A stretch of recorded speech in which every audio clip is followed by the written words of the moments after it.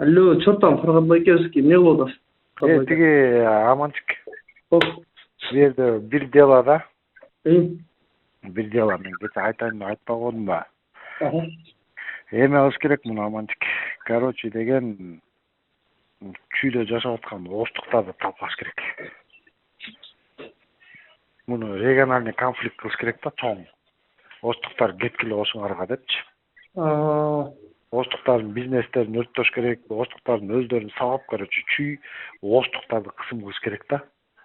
Ошондо правительство ойгонот, ошондо лидерлер чыгат, ошондо переворот болот. Оштуктар ошондо айтат, соке сен айыңан табай кет депчи. Эки жат болуп чабышып атабыз деп. Крупный жанагындай бизнес жанат-панаттар бүт оштуктардыкы да. Ооба. Ошолорду поджигать этиш керек. Жөнөкөдөн новостройкаларды оштуктардын үйлөрүн талкалап, өздөрүн сабап, ушундай кылыш керек да. Короче, бир 100-200 үй жабыркап калсачы. Ошондо анан тышка чыгат бул жерде. Оштуктар тийише албайт местныйларгачы.